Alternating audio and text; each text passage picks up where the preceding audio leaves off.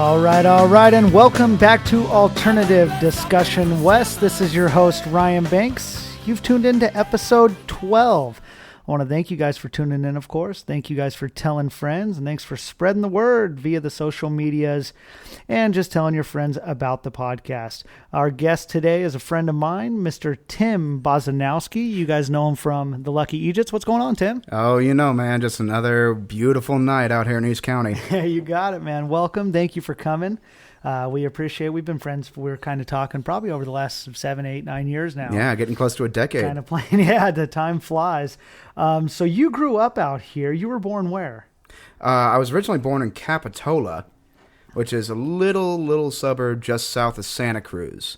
Weird little area down there. Like, it's got a state beach and houses. And your folks lived out there at the time? My folks had been freshly moved out there from the East Coast.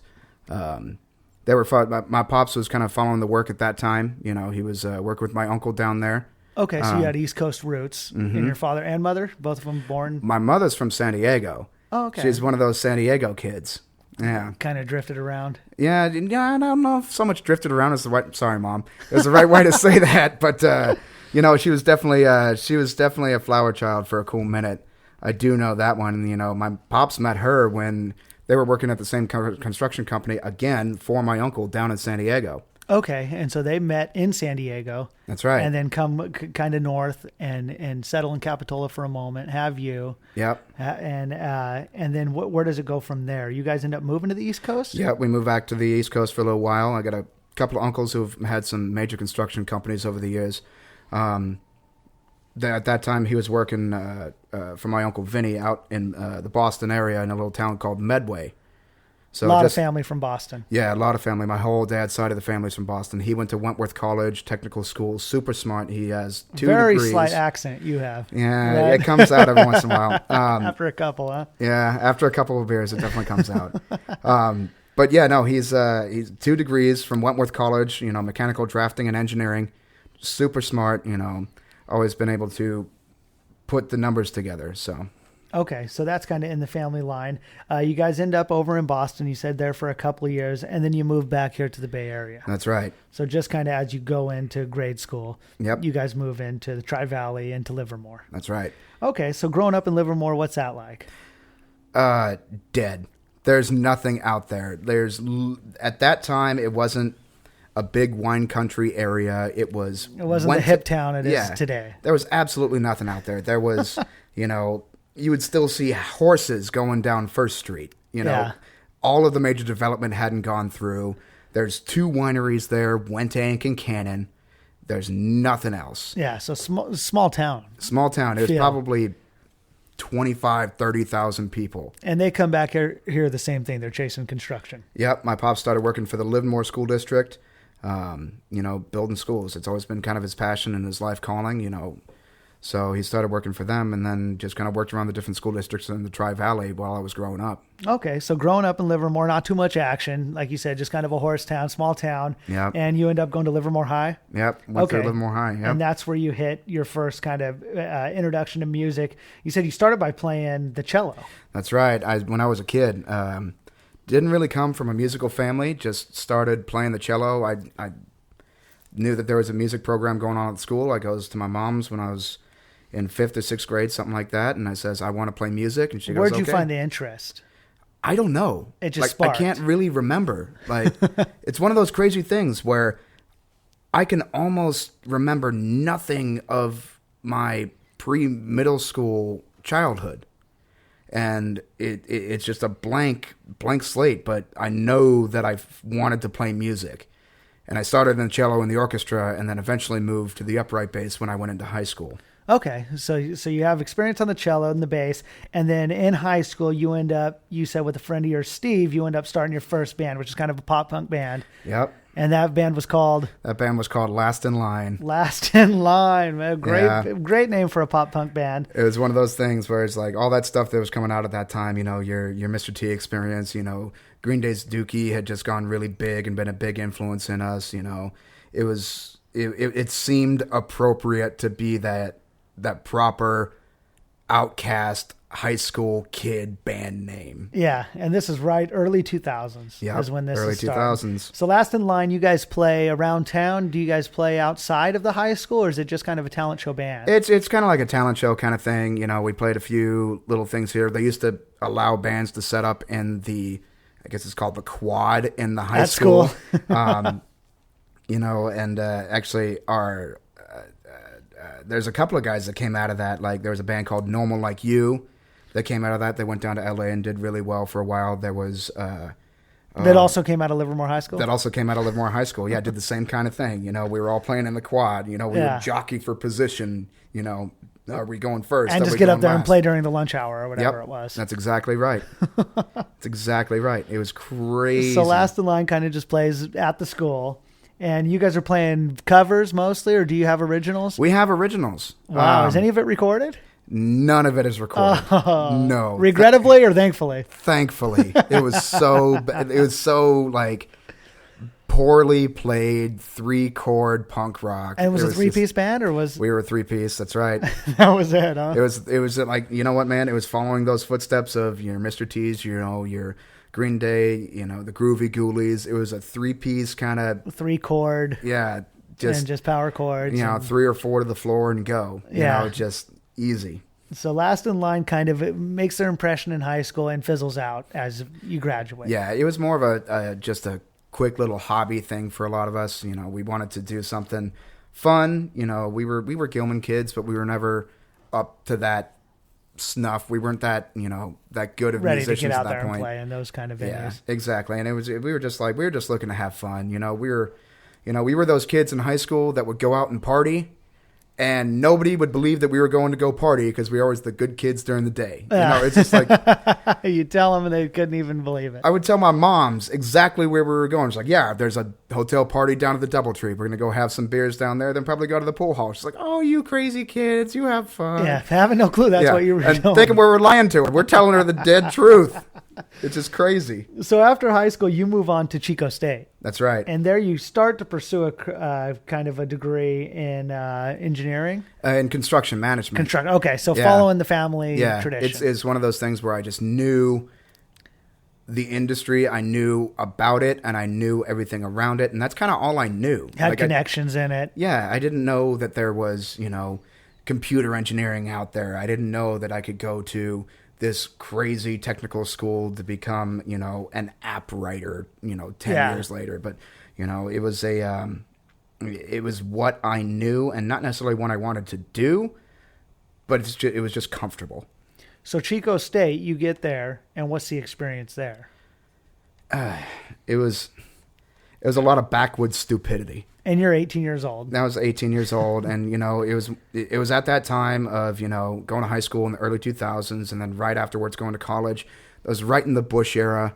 You know, it was right when everybody was really coming to life again, when the punk rock scene really meant something again, to cry out and call out and just call the country on its own stupidity. And when I saw that in pretty much everything that I was doing in college, I was just done with it. You didn't have the passion to get the education. Exactly. It was more, I couldn't stand the need to gain this piece of paper that says you think you know something. It's and all those people that are clamoring over this, like, I have this college degree, which doesn't knock a college degree, but it wasn't for me. I didn't need that piece of paper to say I knew what I was doing. So you ended up at Chico State for how long? I was there for about 2.5, 3 years. Okay. And in that time you did form a band in Chico. That's right. And was that band already rolling, or you kind of No. you seen it come to be? It's kind of those it was a band that had kind of started with 3 of them, but never really got off the ground. I've been so lucky with this online venue called Craigslist. To form bands, to join bands. Yeah, that everyone has had such problems with. I've had nothing but luck with it. And it's amazing to me to hear those horror stories. But I was looking for a band. I was looking to fill my time in college.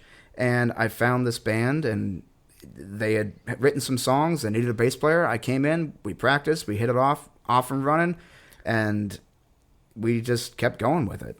And that was kind of just a straightforward rock and roll band. Yeah, it was I like to call it cock rock. It was a NorCal hard rock band. Okay. It was like something you would hear on 98 Rock. Yeah, back in 98 Rock, in the mid 2000s. So it was bad. And now were you guys playing shows in the bars or? We were playing shows in bars. We played the Whiskey down in LA. So you did a little traveling out of Chico too. Yeah, we did a couple of really cool shows. We got down to Sacramento a few times, played some shows out there. Made a lot of cool friends. But that was the first band that really kind of, really started getting me to write proper songs. Yeah. And to play the bars, to play the clubs, and then also to work on your songwriting. Right. And that band was called what? That was Known to None with a number 2 in the middle. Wow. It was all one word.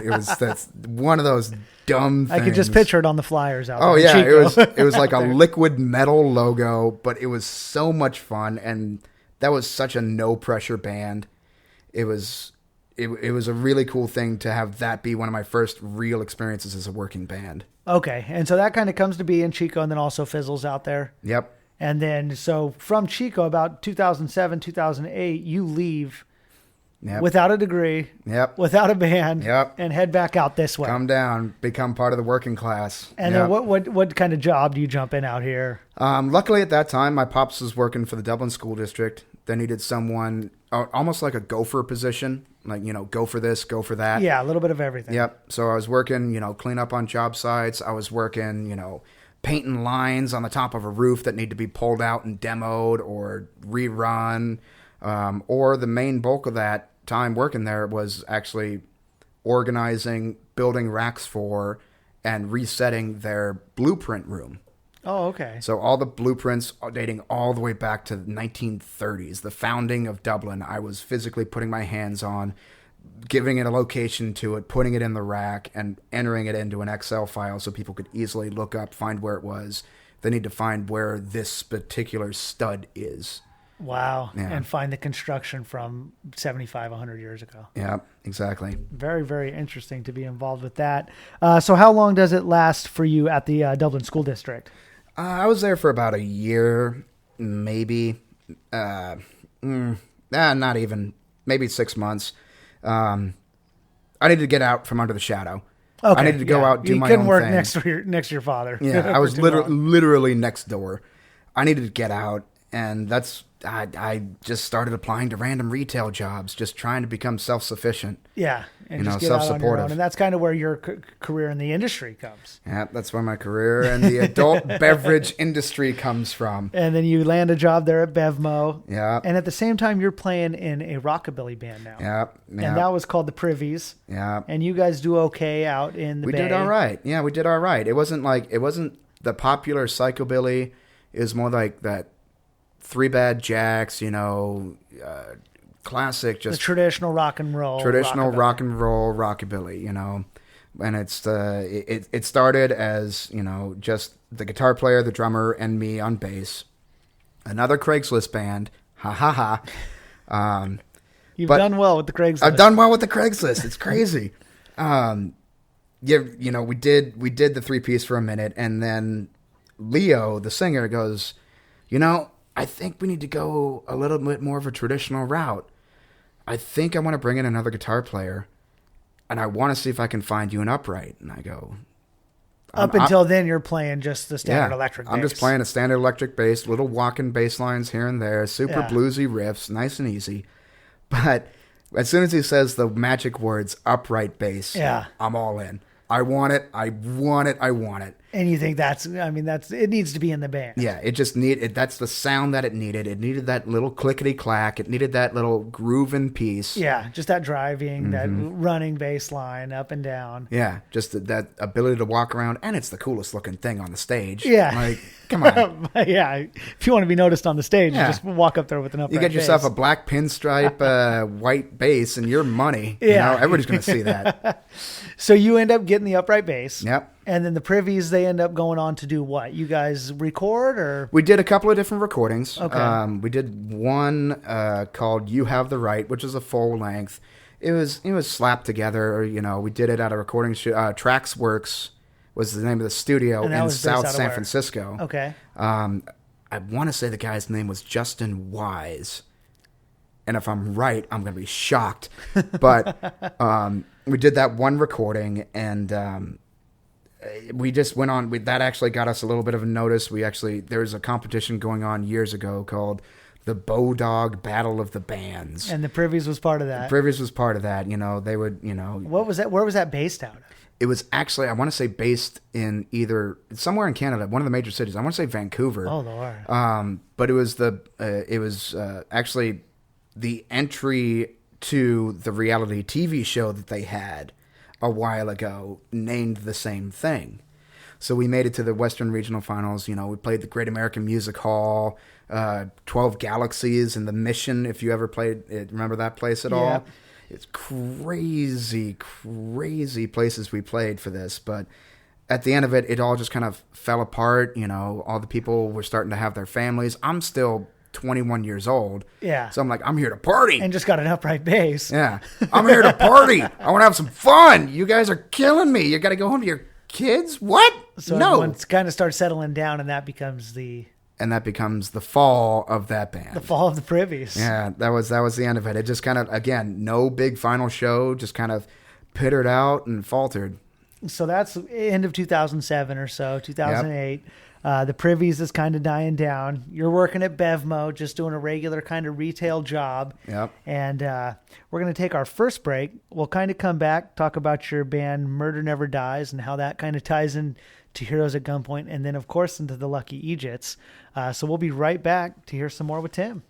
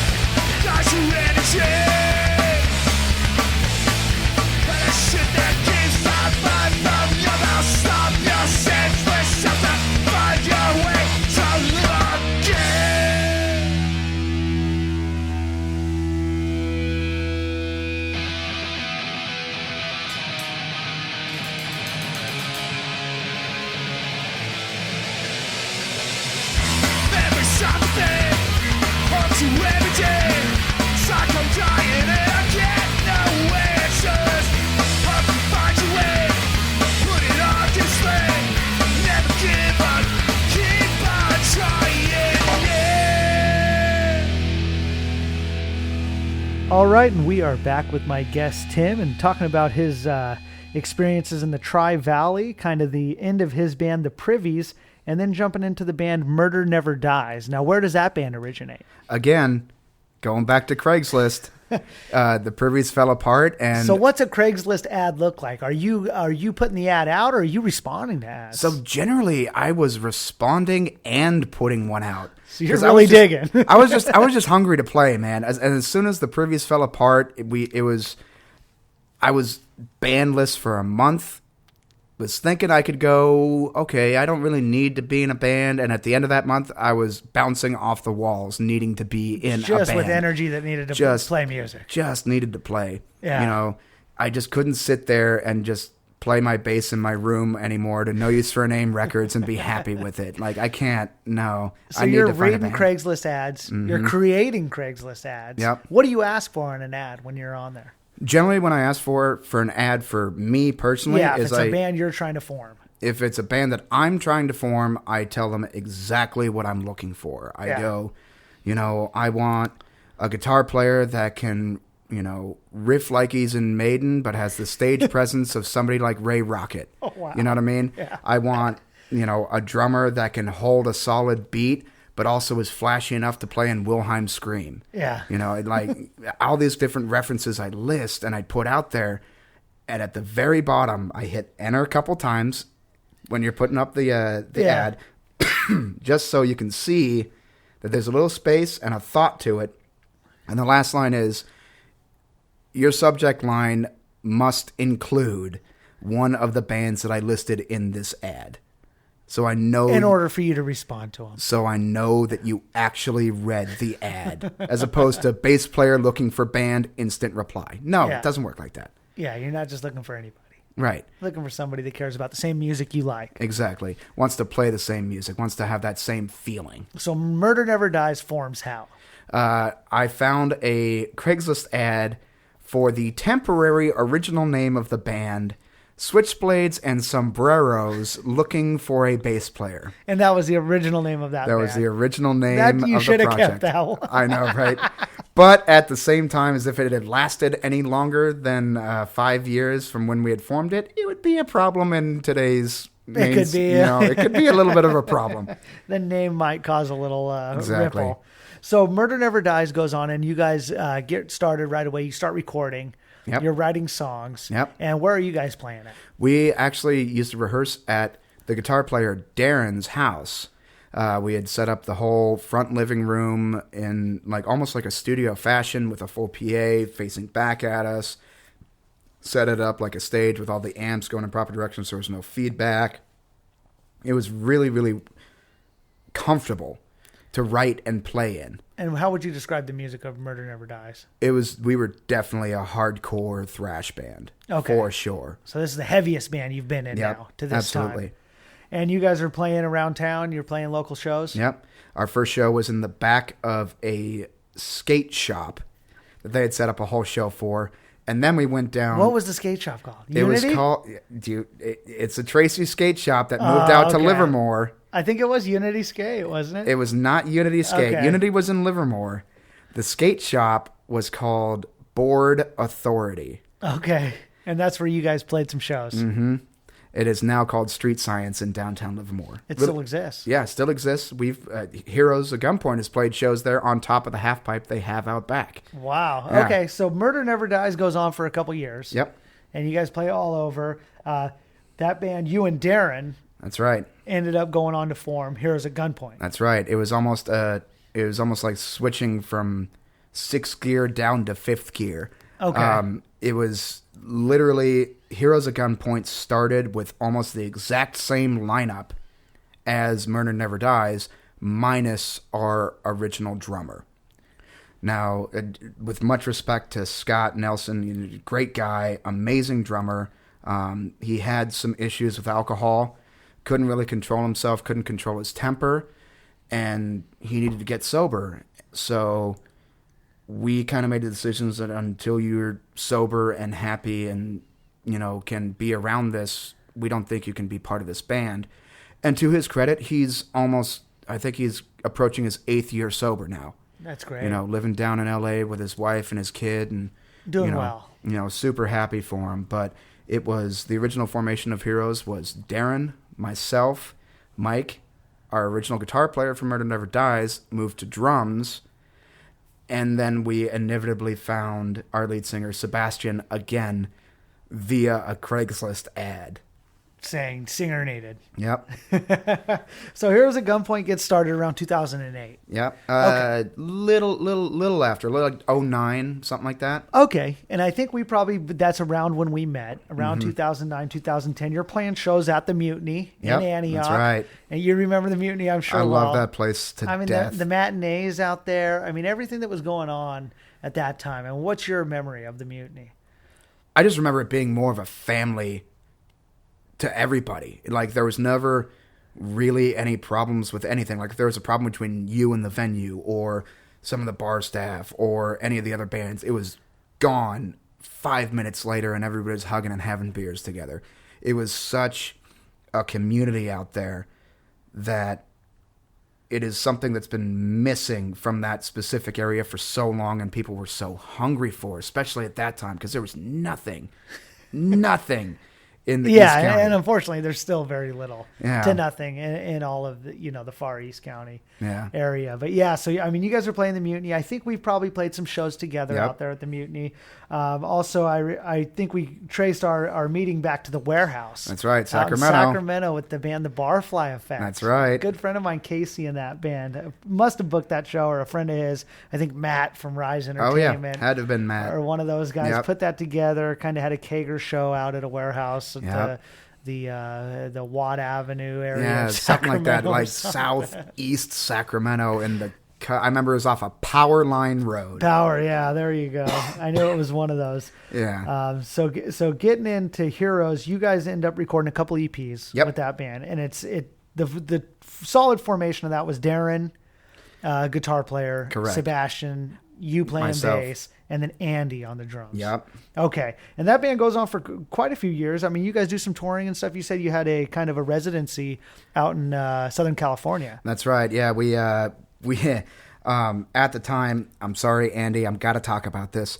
At the time, our drummer was married to a woman named Stephanie, who literally put out emails to everyone in SoCal and a lot of people in NorCal and the Northwest. It's like, I will provide baked goods to anyone who books these guys. And that landed shows. And it landed our show at the Viper Room. Okay. Our first show at the Viper Room.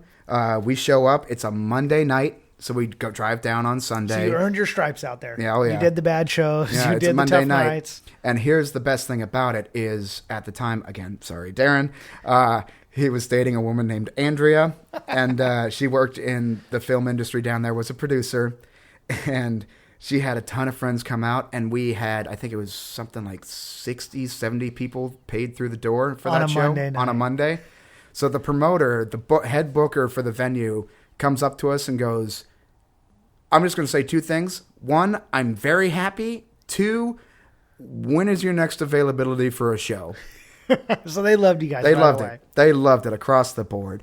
And I mean, that's a legendary club down there. Oh, yeah, absolutely. The next show there was St. Patrick's Day Saturday night, when St. Patty's Day fell on a Saturday. And you're there playing. We're there playing. You know what I mean? It was just a cool little thing that we had going with them for a minute. That fell apart as soon as we couldn't say yes to something we swore we would never do, which is a pay-to-play show. They wanted us to sell, guarantee sale, 20 tickets at $20 a piece beforehand, upfront money, and we says, nope, we don't do pay-for-play. Sorry, get someone else. And that was the end of the relationship. That was the end of the relationship. The Viper Room. It takes something that quick in LA, man. Sure. And where else were you guys playing in Southern California? Oh, we were going down, doing Tower Bar that we all know well. Okay, doing San Diego runs. Yeah, absolutely. There was a place called, what was it called?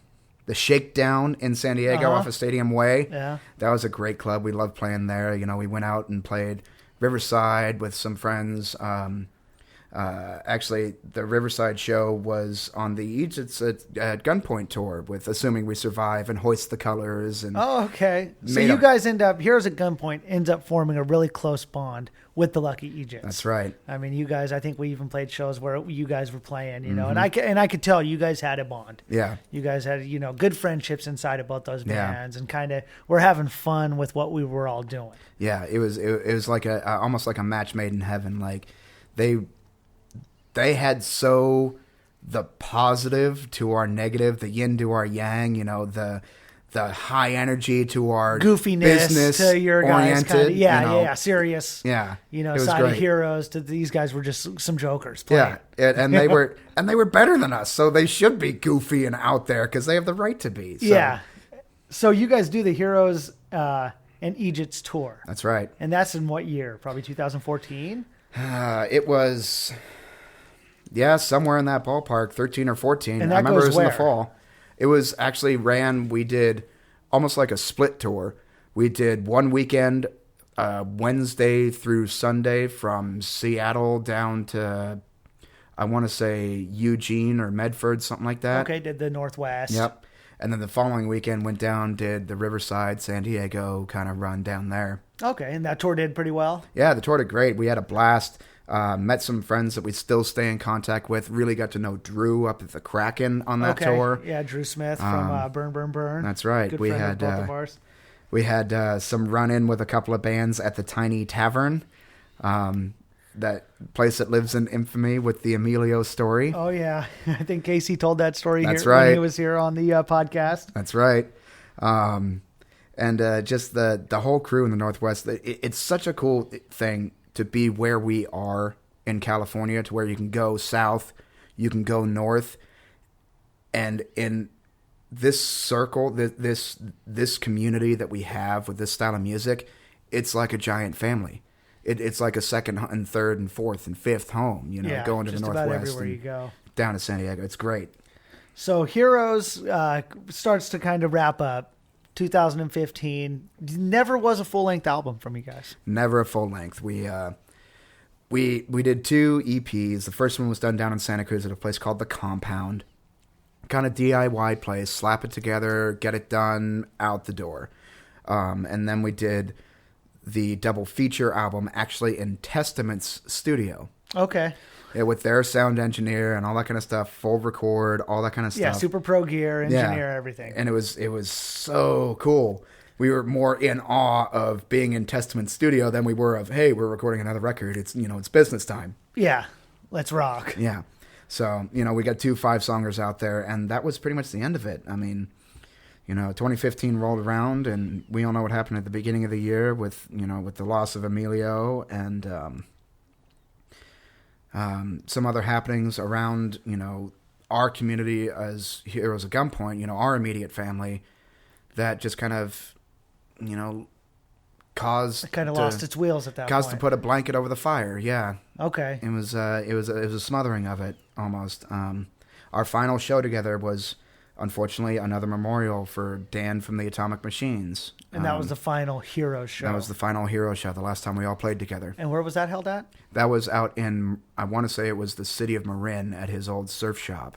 Oh, wow. Yeah, a ton of people were there. It was just a very fitting moment for all of us, as well as a very somber and almost like a realization that we can't let the bad continue, because you can be taken out at any minute. Sure. So we can't continue to just struggle through it. We just got to either do it full bore or just not do it and move on. And was that part of the decision to move on from Heroes at Gunpoint, that it wasn't getting the gas it needed? It was that was one of the big things about it. We had a ton of fun together. I played so many shows, so many great times, but when the inner struggle becomes more stressful than, the joy. Yeah, then what enjoyment you're getting out of it. That's usually a good time to kind of... Yeah, it was just, and we let it go for so long. Like, we were having those inner struggles for 2 years. And we just let it go because we were like, it's better for us to keep playing. We're having so much fun doing this. Everything melts away. Yeah, the gigs are great. Yeah, in those 30 minutes on stage, all the bullshit just melts away. And then you realize, wait, 30 minutes every 2 weeks to 3 weeks does not counterbalance 30 all minutes the bad, once a month might not be worth so struggle. So Heroes at Gunpoint, like you said, it burns out, and it's seen its time.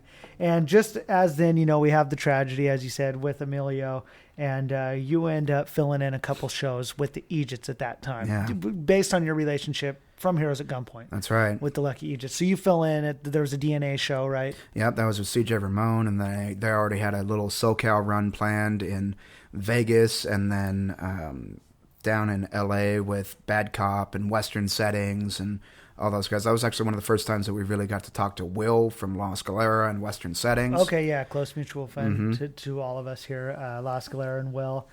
Okay, so what it ends up happening is you filling in those shows, and then you end up joining in with the Lucky Eejits. Casey and Tyler at the time welcome you into the band. They allow me to be part of the shenanigans. Yeah, and how much fun that has became. So we're going to take another break. and kind of come back to you joining the Eejits and taking off with the For Life tour, which is right there as soon as you join the band, really. I mean, Yeah. And then kind of dig into what you guys have coming up, what you've done since then, and also kind of talk about what you're doing with the Laughing Monk Tavern in San Francisco and what's going on in the world of craft beer. Absolutely. So we'll be right back in a little bit more with Tim.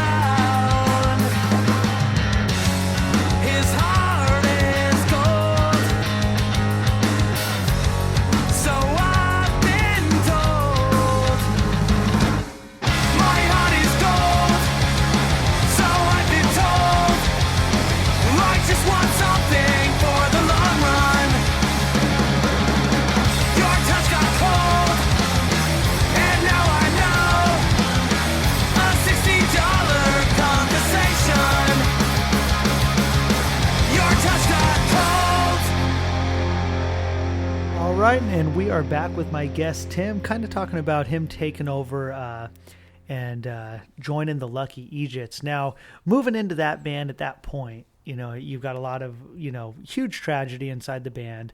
Everyone's probably trying to figure out how to cope. I could only imagine.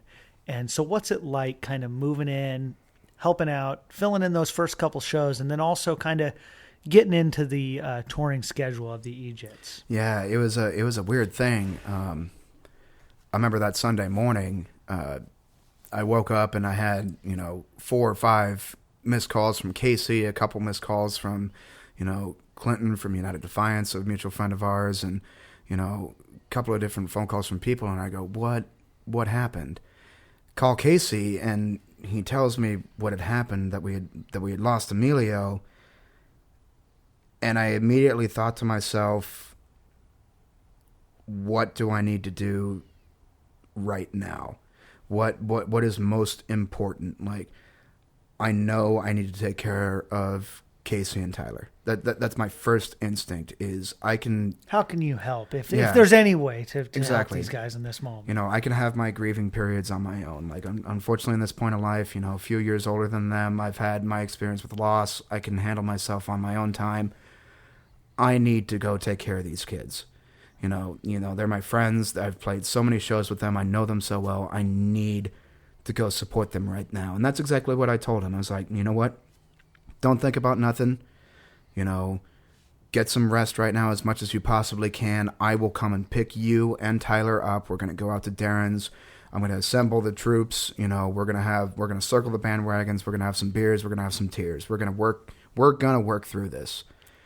And, you know, much to the credit to a lot of people that, you know, showed up. We got, you know, food and beers, and like everybody showed up. There's so much support around in the whole community for those weeks and those months afterwards that it was just so incredible to see us all come together and just pick these kids up, put them on our shoulders, and keep them going strong, because that was what was really important in that immediate moment. You know, it's not, you know, we lost an amazing person, we lost an amazing bass player, and more importantly, we lost an amazing friend. But to dwell on a negative and to let hatred build and to not have that support system from the whole community, I thought would have been more detrimental than just the original loss. Sure, and I felt nobody was going to let that happen. Exactly. And, you know, when they, a couple weeks, I think maybe 2 weeks went by after the actual event, and they started, you know, really thinking about these upcoming shows. They hadn't canceled them yet. They're more thinking, what are we going to do? How are we going to do that? You know, we got through the services, and, you know, the huge community support that came out for those was amazing and so reinvigorating that I think that's what lit the fire under them to not let the project die. And kind of the show must go on. Yeah, and that's I think when they asked me to do the fill-in for those shows, and I instantly said yes. I was like, you send me a set list, I will learn it. Like, and that must have been a high honor for them to ask you that. It was incredible. It's such an incredible privilege to be even considered, to even be thought of like that, that I couldn't really comprehend it. It took me a couple months to really comprehend it. I was actually, even after they asked me to fully join the band, that I still hadn't really comprehended it. And that's why, you know, to this day, when people ask me, it's like, oh yeah, and, you know, it must be cool, you know, when they asked you to join the Eejits, I'm like, no, they asked me to be the permanent fill-in. Yeah. And that's exactly what I am. And you're comfortable. You know, I'm totally okay with that, you know, and that's the way I like to think about it. Yeah. You know, I mean, I'm never going to be Emilio. I'm not going to fill in his shoes. He was a great guy, a great bass player, but I'm proud to be the permanent fill-in for them. And it was a surreal experience just to learn those songs that I'd watched them play so well for so long that I'm like, yeah, for years at this point. Yeah, it was so cool just to be able to, hey, I'm finally learning that crazy little bass riff that he's been doing for years that has been driving me up the frickin' wall because I don't know what he's doing. You have reason to, but you also have reason to learn it and learn it right. Exactly. And to pay homage to it. Yeah, and exactly. to really show what you. So I think the way they handled everything was great. I told Casey that when he was in here, and I think, you know, their choice of having you come and be the fill-in or, you know, be part of the group has been a great choice, and I really like watching what you guys are doing. So in those early months, they have the tour booked, the For Life tour. The For Life tour actually was really talked about while we were recording the For Life album. Okay. Which is what's kind of a weird kind of hitch, because they even had the studio dates booked for the For Life tour. Or I'm sorry, for the For Life album. For the recording. Okay. Yeah, for the recording. But you go in and record. But I go in and record. I learn those songs, and we add that additional one. It was originally going to be a 5-song album. We add that extra one of April 5th to that recording. And we start immediately talking about, okay, we got a tour. Let's do fall. We got to keep this alive. Yeah, let's do fall. And then July comes around. You book the tour. We start thinking about booking the tour. And tragedy strikes again. And then I have a chest cold that I thought I had caught from our recording engineer, Scott. Okay. Lasted for a couple weeks. I got to go get some antibacterials, get through this so I can get, you know, dates cleared. And boom, cancer. When you're diagnosed at that time in July of 2015. Stage 2 non-Hodgkin's lymphoma. Yep. It was, the reason why I thought it was a chest cold is because the tumor had actually started to press on my left lung. So you're coughing. I'm coughing. I'm hacking. I'm short of breath. Yep. And it was, they showed me the scans, and it is almost like a left hand gripped around a pipe, if you look at it dead on, to where it was wrapped around my larynx, my throat. So just overcoming the tragedy inside of the band, now they have their current, their newest member is now diagnosed with cancer, and you go directly into treatment? I go directly in. The process of diagnosis, testing and staging is what it's called, takes about 3 to 4 weeks. And, the people in the world will say the first thing you should do when you get a cancer diagnosis is go to get a second opinion. No. Go get some treatment. Go get this taken care of. Because the worst thing that you're going to get going through a couple of rounds of depending on the chemotherapy, is some illness, some, nausea symptoms. Even if you're going to go get a second opinion, go getting it treated, because if it's a fast-acting cancer, you could have months. So the key is to go get it treated immediately. And I go through 6 rounds of chemo training, which take about 3 weeks each. You have your infusion day, which is when they pump you full of chemicals. Then that first week is pretty much your energy level is low. I got really lucky to where, I almost had no real side effects other than, the obvious physical ones of the loss of my hair and, the fattening of my face because of the steroids. As quickly as it happened, I know I probably seen you the month before you were diagnosed, and then a month later bumping into you. And I remember bumping into you at the Red Hat, and you said, "Hey, come on over here." And I said, "What?" And you grabbed my hand and you put it on your chest, and there was your tube for the chemo. The cath, yeah. And I said, "What's going on?" And right then you laid it on, and this was, like I said, a month before there was no diagnosis. Yep. And so as quick as, people know it happens. Yeah. For you to go directly into treatment, and I was like, holy smokes. What in the world's going on? Yeah. And then, for you to pull through and you never once seemed worried in that moment. No. To me, I don't know if the diagnosis probably wasn't, more than, hey, get this treated and we can take care of it. Yeah, it was, truth be told, I was completely scared shitless. I was like, you know what? If this is my last bit here, and then, okay, I got to make it all I can. In fact, the original infusion of the chemical called Rituxan did actually almost kill me. I had a severe reaction to it. My breathing tube was closing, and they had to immediately transfer me to the ICU, and just short of intubate me. They had to what's called nebulize me, which is put me on a breathing device with a specialized chemical, breathing into your lungs and opening up your airways and basically neutralizing what the chemical had done. Yeah. But that was kind of like my thought process is right then and there is I at first diagnosis, I was scared shitless. After that moment, I go, you know what? I'm going to keep going as strong as I possibly can and not slow down at all, because I don't know how much longer I get to be here, and I want to make sure that I have as much fun as I possibly can with my friends and my family.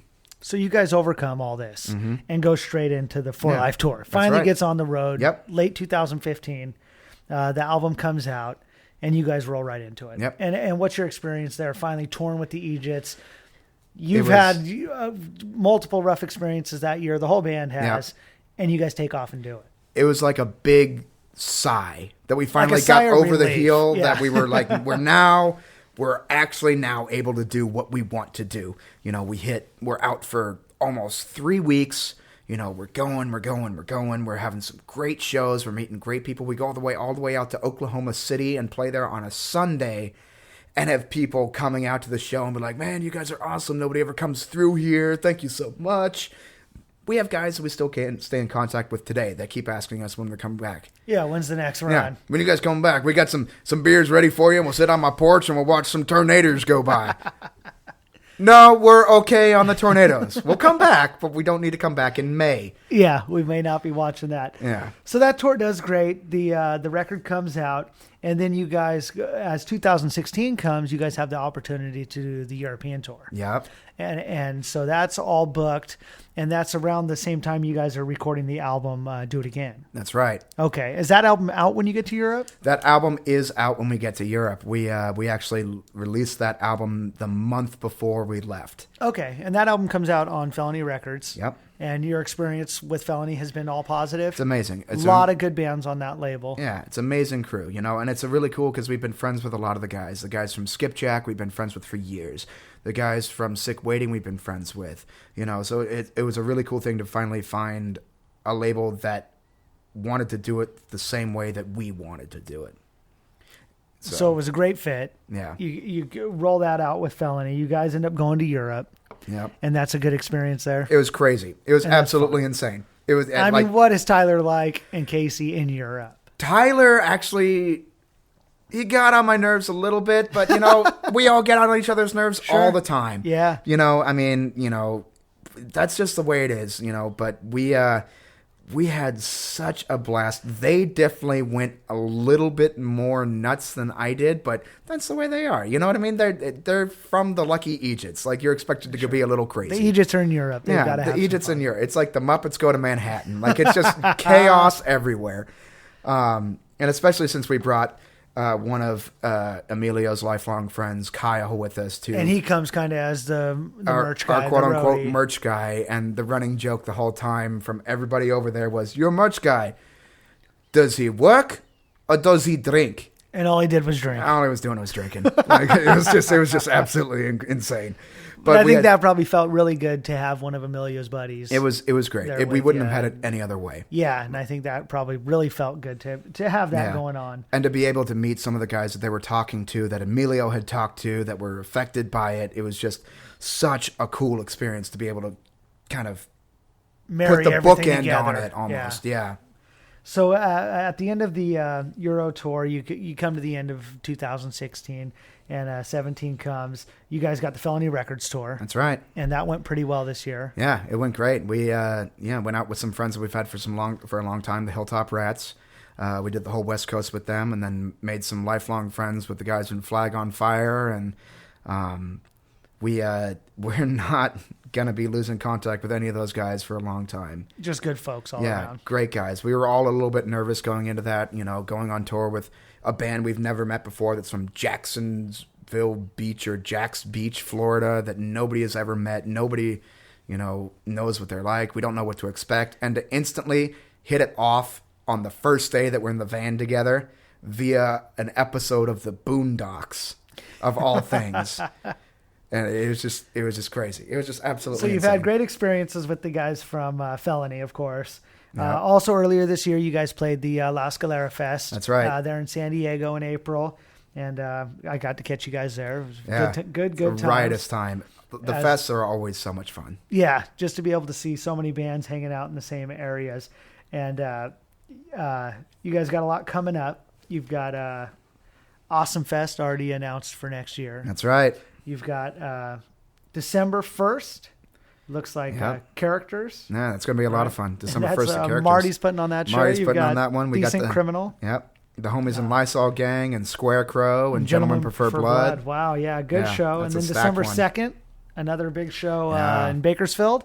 And that's with Pooley. That's right. At Jerry's Pizza, classic venue. Classic spot. Super stoked to play with them. Been listening to them for a long time. So we're super, super honored to just be even considered to play that bill. So also the Eejits, you said you're going to be going back into the studio. Yeah. There is another album coming. That's right. And it's already pretty much worked up. We're about halfway through where we want to be. We're about 10 songs into it right now. We're going to do, the initial production part of it and, get in with our producer, Scott, that from New Tone. And, yeah, of course. And, really kind of hash out everything that we need to do coming up for recording in April. Okay, so you've got that coming up. Also this year you had another member join the Eejits. Yeah. And, Mr. Whiskey Nick. Nick, yep, and that's all been going really well, Yeah, and, he's been doing really well. He's actually a friend from a long time ago. We actually met when I was still playing with Heroes. Oh, really? Okay, so he knows all the old gang from out there. So I think everything's going well with that. You guys have been in the Bridge City studios a few times this year, right? Bridge City is so much fun. Yeah. It's such a cool venue to be able to just act like you're playing live, but have a recording studio quality recording come out of it. It's almost like you're recording your own live record. So, I mean, I think those videos have done a lot for you guys. I mean, they really seem to jump, and everybody seems to be watching them and then talking about them after they come out. And just the quality every time that we go in just gets better and better and better and better. And then, the relationship we've made with them just allowed us to bring them down for the $60 Conversation music video. Yeah, which was just released, which starred the great Kevin Skalba, of course, our friend from False Positives and of Weekender fame. Yep. Had the great, huge, tall, 7-foot douche bro Trick as the protagonist in the video. That was great. He played a part there, huh? Yeah. But yeah, great video just came out. Check that out to all of our listeners. You can catch that on YouTube, and that is $60 Conversation. Now, aside from the band, you're also running the tap room, and you're running the brewery of Laughing Monk out in San Francisco. Yeah, not so much the tap room. I'm not a real retail person anymore. You've grown out of that. No, not so much grown out. Just don't want to deal with it anymore. No, but we're running the sales division and the logistics division for Laughing Monk Brewing, and that in launched San Francisco. in 2016. Yep, April of 16 is when we went out to the public market. We've been running tons of different beers, bunch of different brews. It's a really fun industry to be part of, and it's a real passion of mine. I've been really doing it for 10 years now. I've been in the industry, and this is the first time that I've actually been part of a brewery that actually, number one, listens to everyone involved, but also acts like it's a giant family. And that's the coolest part of this industry, is the craft brewing industry has almost been easily relatable to a giant fraternity for so long. To actually have that same mentality at an individual brewery is even better. And you're watching all that grow. Everything's going well at the Laughing Monk. Yeah, we're looking to do around 4,000 barrels next year, which is about 3 times the volume that we did last year, or 2017. So good growth. Yeah, huge growth. We're doing a lot of different cool stuff. We get to not only do the Belgian beers like the Monk name would make one imply, but we also do a bunch of cool, creative, weird batch beers like fruit-infused sour ales and spiced... You got some of the coffee beers, right? Yeah, you say you're working on those. Yeah, cold brew-infused coffee beers that'll, get you drunk and it'll get you energized. So you can't beat that, yeah. Especially just a lot of fun. all you have to do is drink, right? Yeah, it's a lot of fun. So you guys do have a tap room. You said it is in San Francisco. Yep. So if anybody wants to check that out, Laughing Monk, you can also find it at a lot of the restaurants around town. You can find it pretty much throughout the whole Bay Area. Yeah. Okay, cool. So keep an eye out for that. Now you also have another project going on with that fusion band you were talking about. Yeah, that's right. The Triptych project. It's actually really kind of cool. All the proceeds that are actually being brought in and funds being raised by this project are going to fund cancer research. And I had originally met the main producer, the idea woman, and main force behind this project, Jennifer Faust, by her shoving shit into my chest at the Kaiser facility. With your treatments. Yeah. And then found out that we knew each other through the music scene because her husband is Dave Wu from Plan 9. Ah. Yeah. It's kind of a cool little thing. And the Hellbillies, he plays with them. And they can date back all the way to the Privies, huh? Yeah, a little bit. It's kind of a cool, kind of a little secular thing. So that's called Triptych. Yep. And that's good. You said there's a 3-part kind of movie coming out that's online with that? There's some out right now that you can find online. There is the Dust film, which is a belly dance and music fusion project that you can find on the YouTubes. That was done, actually premiered while I was going through treatment, so I wasn't quite involved with the project yet, but they asked me to come on with the Blood film, which will be coming out sometime next year, and then obviously the Dust film, Water, which will be going into record in December, but we also did a cool little tribute cover, whatever you may call it, of Dust in the Wind by Kansas, at Fantasy Studios a little while ago, and that is also available on YouTube. Okay, and you played on that. Mm-hmm. Very cool. And aside from all those other projects, you've also got another band kind of in the works with Darren. Yeah. From Heroes of Gunpoint fame, of course. I can't quit you, homie. So Darren and you are putting something else together, and you said that's being called Nothing Worse at the moment. Nothing Worse. That's currently the current project, the fun little thing that we're doing on the side. It is a reimagination of the energy and fire that we had with Heroes of Gunpoint. We have a new singer that's coming in, Joel from 5 Days Dirty, is coming in and helping us out with this music and singing for us. And we're reimagining, reworking, and rewriting some of the old Heroes songs, as well as a lot of new originals as well. So kind of just a real high-energy band. Yeah. And just a lot of that fun and that passion that you guys had coming back. Yeah, going to go back to the high energy and get the groove out, if you will. Yeah, well, I look forward to seeing that. You know, I had a lot of good times at the Heroes shows way back when. Thank you. So we look forward to seeing what Nothing Worse puts out. Of course, we look forward to what you're doing with Triptych and everything that's to come here in the future with the Lucky Eejits. Yeah. So for our listeners, I want to thank you for coming in. I'd say check out the Laughing Monk Brews. We had a couple tonight and had a good time. Yeah. Check out the Lucky Eejits. Any final words you'd like to leave the listeners with? Take care of each other. There's no need to hold on to anger. There's no need to hang on to any hateful feelings, because as we've all learned in this community, but more importantly throughout the world over, that there's no guarantees in this world. And you never know when the last time you see someone's going to be the last time you see them. So just take care of each other. Yeah, I think those are great words to end this with. I want to thank you again for coming in. And for Tim, for Ryan, signing off. This is Alternative Discussion West, episode 12. We'll catch you guys next time.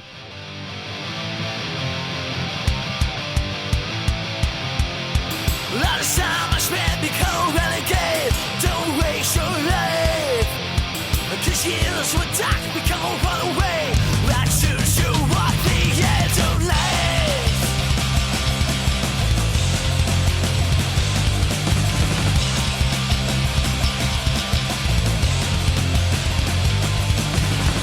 The shots are taking at me with every step. The glass cuts through your lies. Yeah, you could have done much better. Your words are falling short. With every breath you take, your lungs collapse. Yeah, you could have done much better.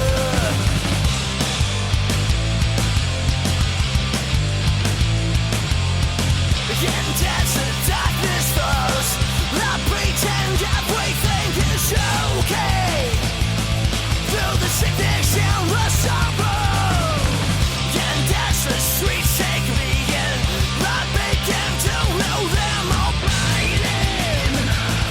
Yeah, the cricket and the narrow. These days will not be forgotten, even when the light fades from you. These days will not be forgotten.